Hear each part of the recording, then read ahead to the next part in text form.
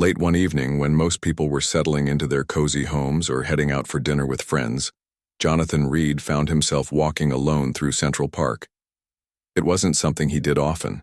As a billionaire entrepreneur who spent most of his days managing multi-million-dollar deals and attending high-profile meetings, taking a quiet stroll was practically unheard of for him. But tonight felt different. The weight of his responsibilities had been pressing down on him lately, and he needed a break, a moment to breathe and clear his mind. The park was unusually quiet that night. The golden glow of streetlights cast long shadows across the winding paths, and the crisp autumn air carried the faint scent of fallen leaves. Jonathan tucked his hands into the pockets of his tailored coat as he walked, letting his thoughts drift away from spreadsheets and boardroom strategies. For once, he allowed himself to simply exist in the present moment, soaking in the peacefulness around him.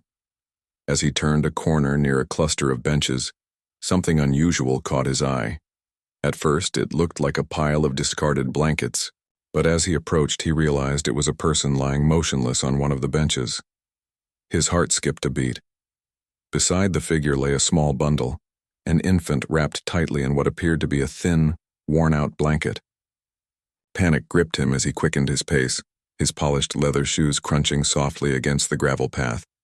When he reached the bench, the scene became clearer and more alarming. A young woman, no older than her mid-20s, lay sprawled across the wooden slats. Her face was pale, almost ghostly, and her lips were slightly blue. She wasn't moving. The baby beside her seemed eerily still, though Jonathan could just make out the faint rise and fall of its tiny chest beneath the blanket. Without hesitation, Jonathan knelt down beside them. He gently touched the woman's shoulder, calling out softly, "Hey, are you okay?" There was no response. He tried again, louder this time, but she remained unresponsive. Fear surged through him. What if they were both in serious trouble? He glanced around, hoping someone else might be nearby to help, but the park was deserted at this hour. Jonathan pulled out his phone and dialed emergency services. "I need an ambulance," he said urgently, giving the operator his location. "There's a woman and a baby here. They're unconscious." While waiting for help to arrive, he did everything he could to keep them comfortable. He removed his coat and draped it over the woman, tucking the edges around her to shield her from the cold. Then he carefully adjusted the blanket covering the baby, ensuring the little one stayed warm. Time seemed to slow as he waited. Every second felt like an eternity. He kept checking the woman's breathing, relieved each time he saw the faint movement of her chest. The baby, too, continued to breathe steadily, though its tiny body trembled slightly in the chilly air. Jonathan couldn't stop thinking about how fragile they looked, how vulnerable. Who were they? How had they ended up here, alone in the park? Finally, the distant wail of sirens broke the silence. Moments later, paramedics arrived, rushing toward the scene with medical equipment in hand. They quickly assessed the situation, asking Jonathan questions about what he'd seen. "She wasn't responsive when I got here," he explained. "And the baby seems okay, but I don't know for sure." The medics worked efficiently, loading the woman onto a stretcher and bundling the baby into a warming blanket before placing them both into the ambulance. Jonathan watched as they prepared to leave, feeling torn between staying behind and following them to the hospital. In the end, curiosity and concern won out. He climbed into his car and followed the ambulance, determined to ensure they received the care they needed. At the hospital, Jonathan paced nervously in the waiting area while doctors tended to the pair. Hours passed before a nurse finally emerged to give him an update. "They're stable," she said reassuringly. "The mother is severely malnourished and dehydrated, likely due to prolonged hardship. The baby appears underweight, but otherwise healthy. We'll monitor them closely overnight." Relief washed over Jonathan, but it was short-lived. As he sat there replaying the events of the evening in his mind, he couldn't shake the image of the young woman and her child lying helpless in the park. It struck him how easily life could unravel for some people, leaving them without resources or support. And yet, here he was, a man who had more wealth than he could ever spend, walking through the same park, oblivious to their suffering until fate intervened. That realization gnawed at him. He thought about all the times he'd written checks to charity, believing he was doing his part to help those less fortunate. But now, faced with the stark reality of human vulnerability, those actions seemed hollow. Writing a check didn't change lives, not really. This moment, however, felt different. Something inside him stirred, urging him to do more, not just for these two strangers, but for others like them. Determined to learn more, Jonathan asked the nurse for the woman's name. Emily Carter. The nurse replied after checking her chart. With that small piece of information, Jonathan decided he wouldn't let this encounter end here. Whatever it took, he vowed to find a way to make a difference, not just in Emily's life, but in the lives of countless others struggling silently in the shadows. The next morning, Jonathan woke up earlier than usual. He couldn't stop thinking about Emily and her baby. Their faces lingered in his mind like an unanswered question, tugging at him with a sense of responsibility he hadn't felt before. For years, his life had revolved around numbers, deals, and meetings, things that were predictable and measurable. But this situation was different. There was no clear-cut solution, no spreadsheet to analyze or strategy to execute. This was human life, raw and fragile, and it demanded something more from him. After grabbing a quick cup of coffee, he decided to visit the hospital where Emily and her baby had been taken. Dressed casually in jeans and a sweater, a rare sight for someone who usually wore tailored suits, he drove to the medical center unsure of what to expect. The sterile smell of antiseptic hit him as soon as he entered the building, and he approached the front desk, asking if he could get an update on Emily Carter's condition. The receptionist hesitated at first, citing privacy policies, but when Jonathan explained that he was the one who had found them in the park, she softened. "Let me check," she said, typing something into her computer. A few moments later, she nodded. "She's stable now, but you'll need to speak with her doctor for details." Jonathan waited patiently in the corridor, his mind racing. What would he say to her? Would she even want to talk to him? He wasn't family, just a stranger who happened to stumble upon her during her darkest hour. Still, he couldn't shake the feeling that their meeting wasn't accidental, that maybe there was a reason he'd crossed paths with her.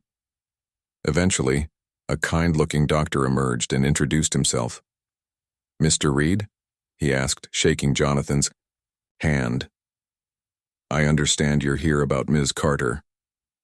Jonathan nodded, and the doctor led him to a quiet corner to discuss Emily's case.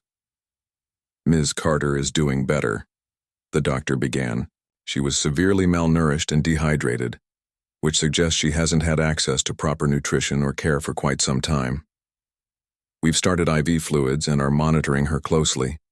The baby is underweight, but otherwise healthy. They're both lucky you found them when you did." Jonathan listened intently, absorbing every word. "Do you know anything about her circumstances?" he asked cautiously. "Is there anyone we can contact? Family? Friends?" The doctor shook his head. "From what we've gathered, she doesn't have any immediate family. She mentioned briefly that she's been living out of her car for a while, but it recently broke down. Beyond that, she hasn't shared much." Hearing this made Jonathan's chest tighten. Living out of a car? No support system?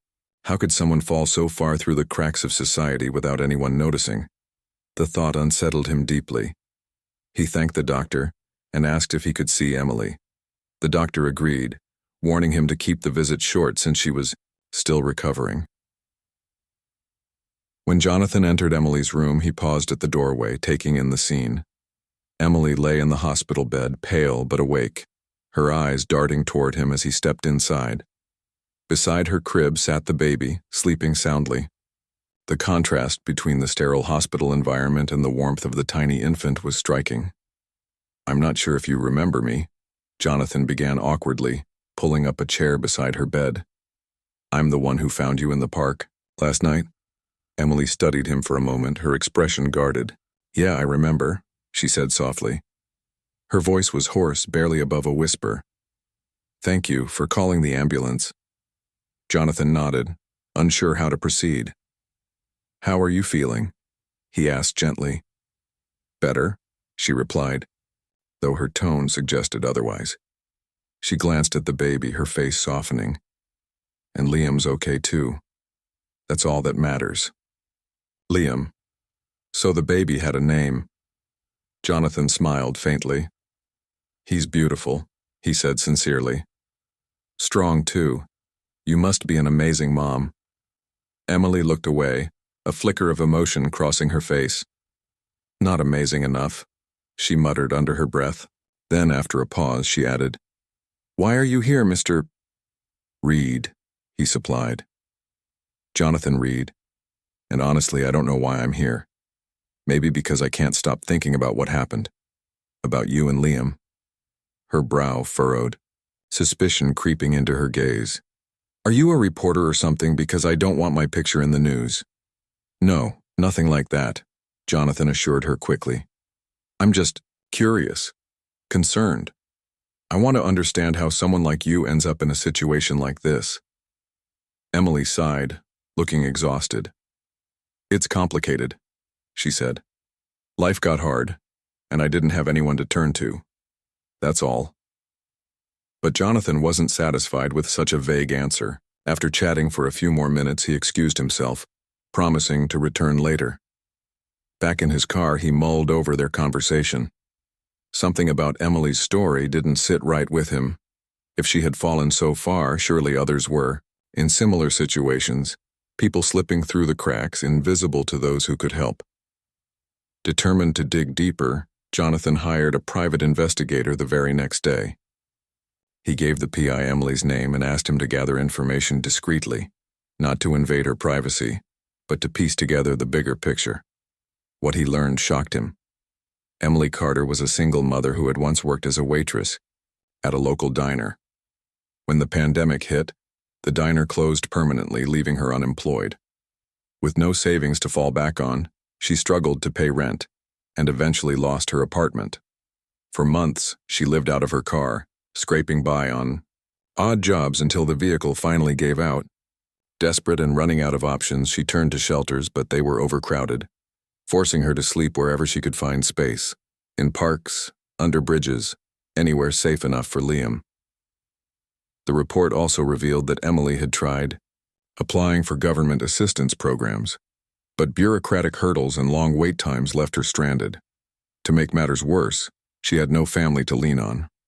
Her parents had passed away years ago, and her only sibling, a brother, had disappeared without a trace. Reading through the details, Jonathan felt a mix of anger and sadness.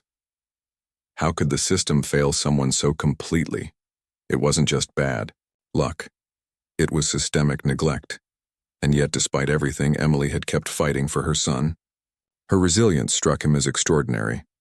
That evening, Jonathan returned to the hospital, this time armed with more than just questions.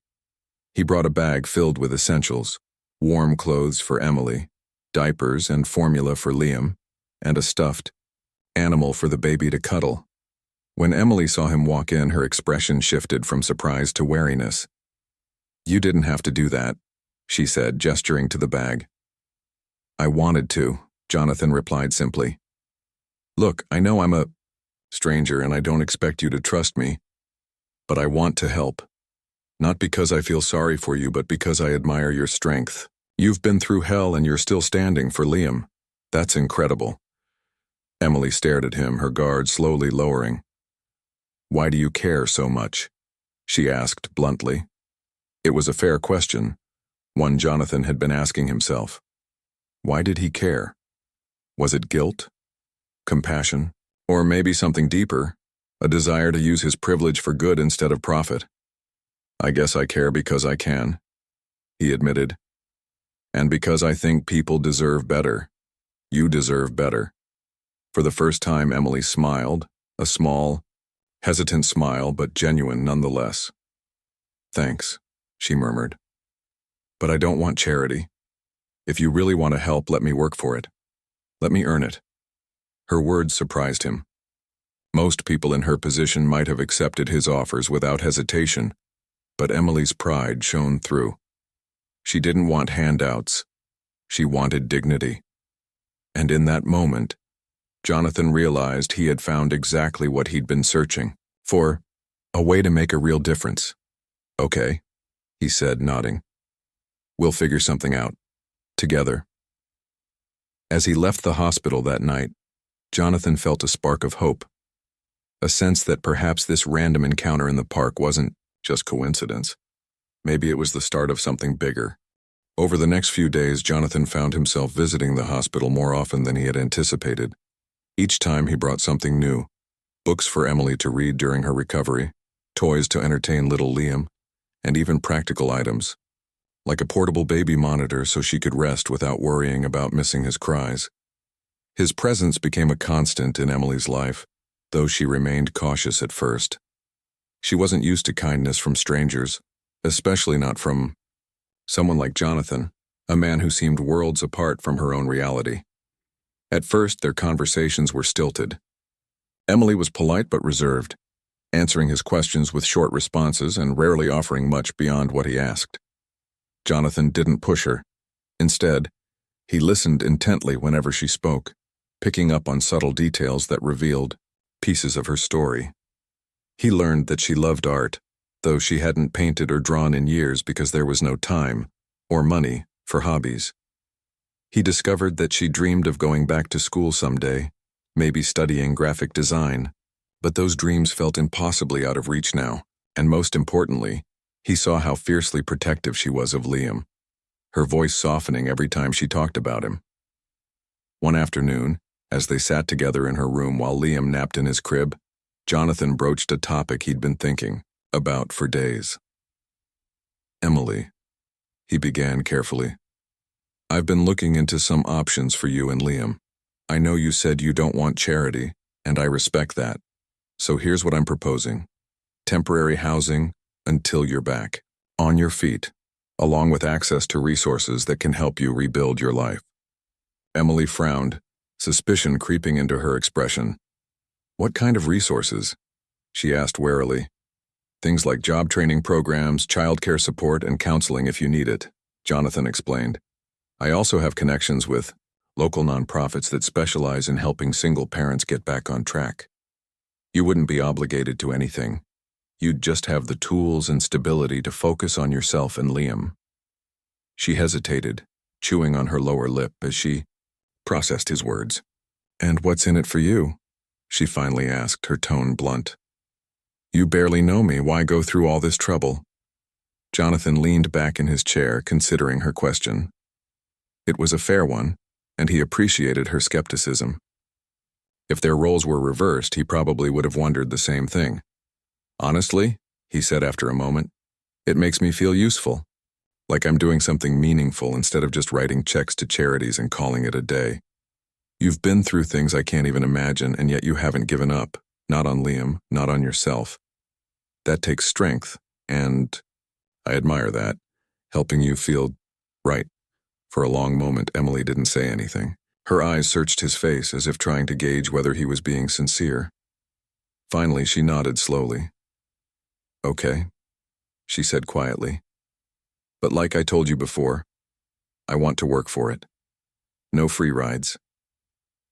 "Deal," Jonathan replied with a small smile. "We'll make it happen." The following week, Emily and Liam moved into a cozy 2-bedroom apartment that Jonathan arranged for them. It wasn't luxurious by any means, but it was clean, safe, and fully furnished. The rent was covered temporarily, and Jonathan ensured they had everything they needed to settle in: groceries stocked in the fridge, clothes folded neatly in the dresser drawers, and even a high chair for Liam. Emily was overwhelmed by the gesture but determined to prove herself worthy of the opportunity. As promised, Jonathan connected her with a job training program focused on teaching skills in digital marketing and graphic design. At first, Emily doubted her ability to keep up with the coursework, worried that she'd fallen too far behind to catch up. But Jonathan encouraged her, reminding her of the same resilience she'd shown in raising Liam. "You've already overcome so much," he told her. "This is just another challenge, and I know you can handle it." To ease her transition, Jonathan also arranged for subsidized childcare services so Emily could attend classes without worrying about Liam. Knowing her son was in good hands gave her peace of mind, allowing her to focus entirely on her studies. Slowly but surely, Emily began to thrive. She threw herself into the program, soaking up knowledge like a sponge and impressing her instructors with her creativity and determination. Meanwhile, Jonathan continued to check in on her regularly, stopping by the apartment unannounced with dinner or simply to see how she was doing. Their relationship evolved from one-sided benefactor and recipient to something more balanced. They started sharing stories about their lives, their struggles, their hopes, their fears. Emily opened up about the loneliness she'd felt during her darkest days, while Jonathan confessed how empty success had felt before meeting her. Through these conversations, they realized how much they had in common despite their vastly different backgrounds. Both valued hard work and integrity. Both believed in giving back to others. And both wanted to leave the world a better place than they'd found it. Their bond grew stronger with each passing day, built on mutual respect and shared values. One evening, as they sat together in the living room with Liam playing happily on the floor, Emily turned to Jonathan with a thoughtful expression. "You've done so much for us," she said softly, "more than I ever expected. But I think we can do more for other people like me." Jonathan raised an eyebrow, intrigued. "What do you mean?" "I mean, there are hundreds, maybe thousands, of single parents out there struggling just like I was. They need jobs, affordable housing, mentorship, and all the stuff you helped me get. What if we worked together to create something bigger, something that could help them too?" Her idea struck a chord deep within Jonathan. He had been thinking along similar lines, wondering how he could expand his efforts beyond individual acts of kindness. Here was Emily, echoing those exact thoughts, proving once again that she was far more than just someone in need. She was a partner, a visionary. "That's a great idea," he said, his eyes lighting up. "Let's do it. Together." From that moment on, their partnership took shape. Over the next several months, they brainstormed ideas for a foundation aimed at supporting struggling single parents. Emily drew upon her own experiences to identify gaps in existing systems, while Jonathan leveraged his wealth and connections to bring their vision to life. They named it Hope Rising, a nod to Emily's journey and the countless others they hoped to inspire. By the time Emily graduated from her training program, Hope Rising was already gaining traction. Local businesses signed on as partners, offering internships and employment opportunities to participants. Nonprofits collaborated to provide childcare services and mental health support. Even government agencies expressed interest in working with them to streamline assistance programs. For Emily, seeing the foundation come together was profoundly fulfilling. She landed a part-time job as a graphic designer shortly after graduation, using her newfound skills to create promotional materials for Hope Rising. As she watched the organization grow, she couldn't help but feel proud, not just of herself, but of Jonathan too. He had transformed from a distant billionaire into someone deeply invested in making a difference, someone willing to listen and learn from those he sought to help. And for Jonathan, the experience changed him in ways he never anticipated. For the first time in years, he felt truly alive, driven by a purpose that extended beyond profit margins and stock prices. Through Emily, he had discovered a new way to measure success, not by dollars earned, but by lives touched. Little Liam, now toddling around on steady legs, became a symbol of hope for everyone involved. His laughter filled the rooms where plans were made, reminding everyone why they were working so hard. Together, Jonathan and Emily proved that compassion, when paired with action, could spark a chain reaction of change, one that would ripple outward, touching lives far beyond their own. The months that followed were transformative, not just for Emily and Liam, but for Jonathan as well. What had started as a simple act of kindness had blossomed into something far greater, a partnership rooted in shared purpose and mutual respect. Together, they poured their energy into building Hope Rising, the foundation they had envisioned to help struggling single parents reclaim their lives. Every step of the journey brought new challenges, but it also deepened their bond and solidified their commitment to making a lasting impact. Emily threw herself into her role with unwavering determination.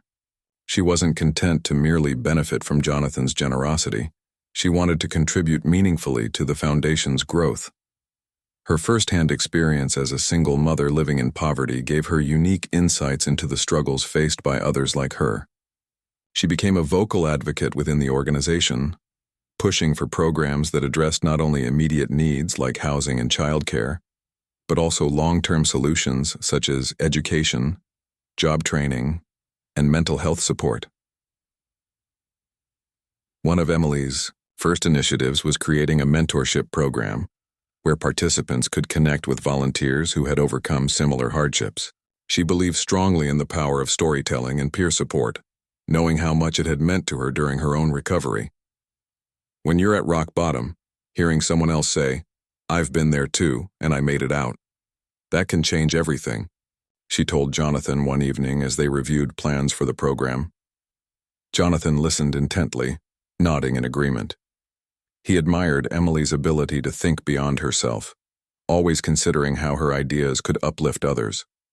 It was a quality he hadn't encountered often in his corporate world, where success was typically measured by individual achievement rather than collective progress. Working alongside Emily reminded him of what truly mattered, helping people find hope when they needed it most. As Heartwarming gained momentum, its reach expanded rapidly. Local businesses eagerly joined the cause, offering internships and employment opportunities to participants. One company even partnered with the foundation to provide free laptops and internet access to families in need, ensuring they could participate in online courses and job searches without barriers.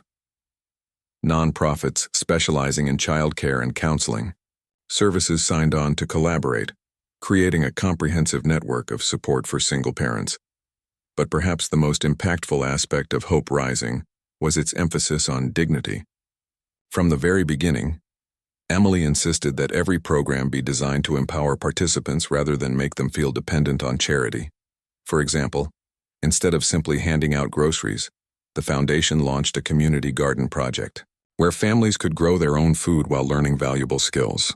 Similarly, the job training programs required participants to complete assignments and meet milestones, fostering a sense of accomplishment and self-worth.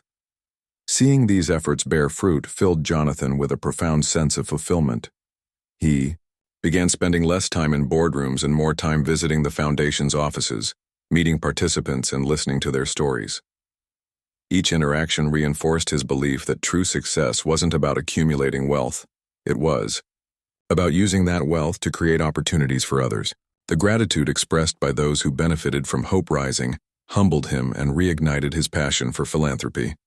Meanwhile, Emily continued to thrive personally and professionally.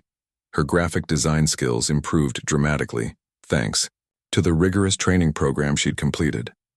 Soon she was taking on freelance projects for local businesses, earning enough income to cover her share of the apartment's rent. Though Jonathan initially resisted her insistence on paying him back, Emily stood firm. "This isn't charity anymore," she said firmly. "It's partnership." Her words resonated deeply with Jonathan, who realized that Emily no longer saw herself as someone in need of rescue. She was a strong, capable woman determined to build a better future for herself and Liam. Watching her confidence grow inspired him to step back slightly, allowing her to take the lead in shaping the foundation's direction. He trusted her instincts, implicitly, knowing she understood the needs of their audience better than anyone else.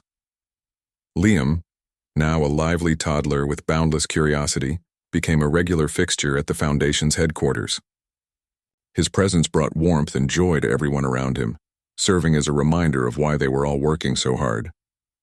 Participants often remarked how seeing Liam's bright smile motivated them to keep pushing forward, no matter how difficult things got. In many ways, he became the heart of Heartwarming, embodying the resilience and potential of every child whose life stood to improve through their efforts. Despite their growing responsibilities, Jonathan and Emily made time to nurture their friendship. They spent evenings discussing strategies for the foundation, brainstorming creative ways to expand its reach. Over coffee or late-night phone calls, they shared personal reflections, opening up about their fears, dreams, and aspirations.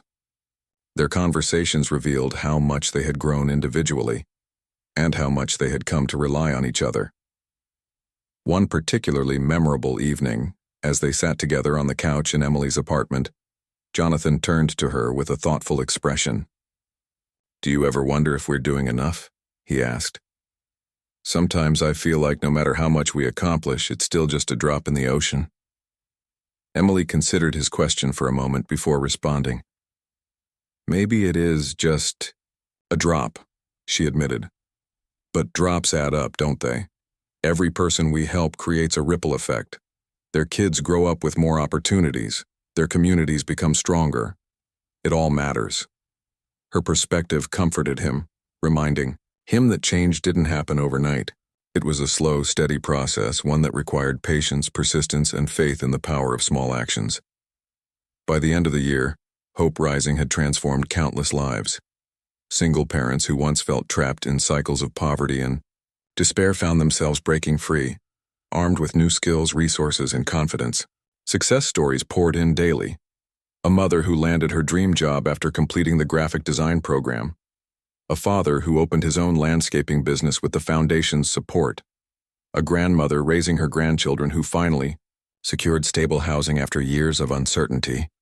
Each victory fueled Jonathan and Emily's determination to keep going. They knew the road ahead wouldn't always be easy. There would be setbacks, funding challenges, and moments of doubt. But they faced them together, united by their shared vision of a brighter future. Through it all, their relationship remained, grounded in mutual respect and admiration. Though their worlds had been vastly different when they first met, they now moved in sync, complementing each other's strengths and supporting each other's weaknesses. Jonathan often joked that Emily had taught him more about life than any business degree ever could, while Emily credited him with giving her the tools and encouragement she needed to rediscover her own potential. Together they proved that compassion and collaboration could achieve extraordinary things, and as they looked toward the horizon, they knew this was only the beginning. Years passed, and the impact of Heartwarming grew far beyond what Jonathan or Emily could have imagined. What began as a small initiative to support struggling single parents had evolved into a nationwide movement, touching the lives of thousands across the country. The foundation's success wasn't just measured in numbers, though those were impressive enough, but in the stories of transformation that poured in daily. Each story was unique, yet they all shared a common thread. Hope restored, futures rebuilt, and families given a second chance. For Emily, life had taken on a richness she once thought impossible. She had gone from living out of her car with Liam to becoming one of the most respected voices in social advocacy. Her role as a program director at Heartwarming allowed her to channel her experiences into meaningful action, helping others navigate the same challenges she had faced. But more than anything, it gave her purpose, a sense of belonging to something greater than herself. Liam, now a bright and curious 6-year-old, thrived under his mother's care. He attended a local elementary school where he excelled academically and made friends easily. Watching him grow up surrounded by love and opportunity filled Emily with immense pride. Every milestone Liam achieved, his first day of school, his first soccer game, his first art project displayed on the fridge, felt like a victory not just for her but for everyone who had supported them along the way. Jonathan, too, underwent a profound transformation. Once consumed by the relentless pursuit of wealth and corporate success, he found new meaning in dedicating himself to Heartwarming. Over time, he stepped back from his empire entirely, entrusting its management to capable executives while he focused on expanding the foundation's reach. His decision shocked many in his inner circle, who couldn't understand why someone with so much would willingly walk away from the boardroom. But for Jonathan, the choice was simple. He wanted to leave behind a legacy that mattered, not one defined by profits, but by lives changed. The bond between Jonathan and Emily remained strong, though their relationship stayed platonic. They worked seamlessly together, each bringing their strengths to the table.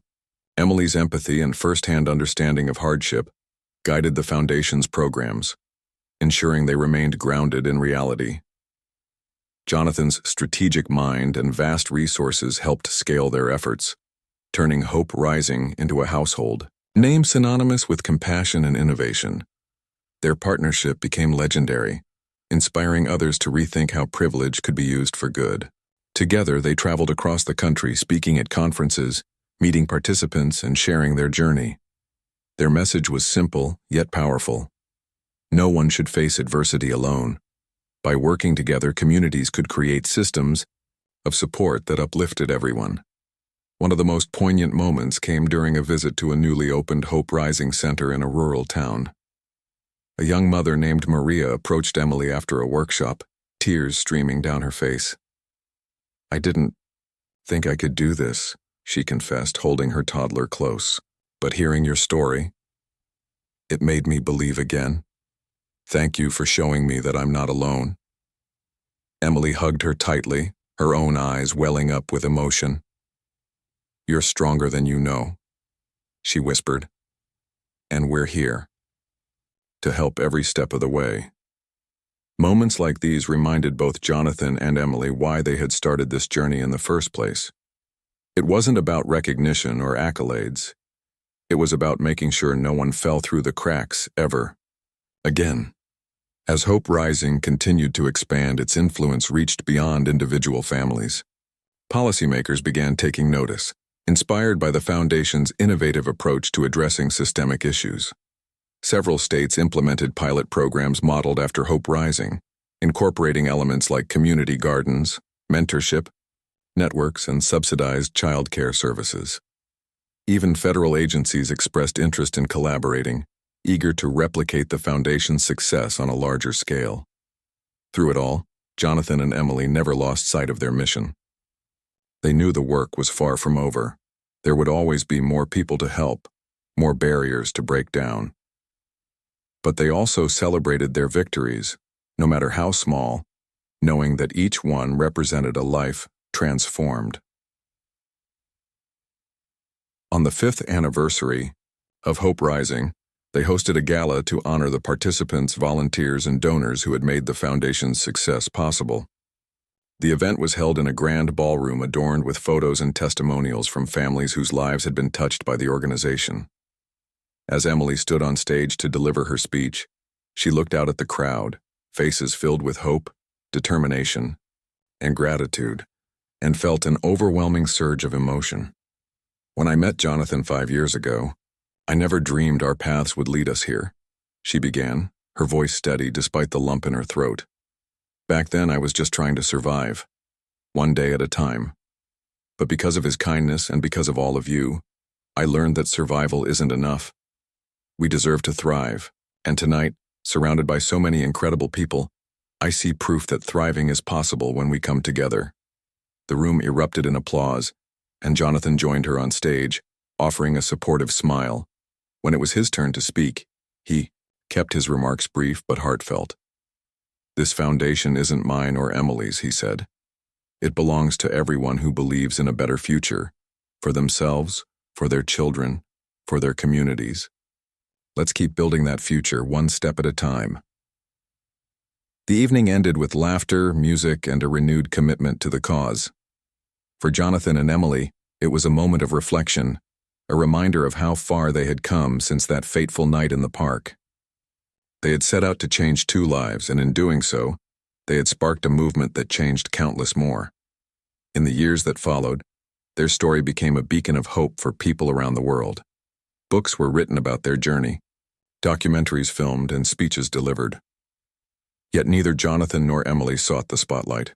To them, the real heroes were the families they served, the mothers, fathers, grandparents, and guardians who fought tirelessly for their loved ones despite unimaginable odds. Ultimately, their legacy wasn't defined by awards or headlines. It was defined by the lives they touched and the ripple effects of their actions. Through compassion, collaboration, and unwavering determination, they proved that even in a world often divided by differences, unity and kindness could prevail. And, as Jonathan watched Emily laugh with Liam during a quiet afternoon at home, he realized something profound. Their chance encounter in the park hadn't just changed Emily and Liam's lives. It had changed his too. In helping them, he had rediscovered the true meaning of humanity. And in doing so, he had found a purpose far greater than any fortune could offer.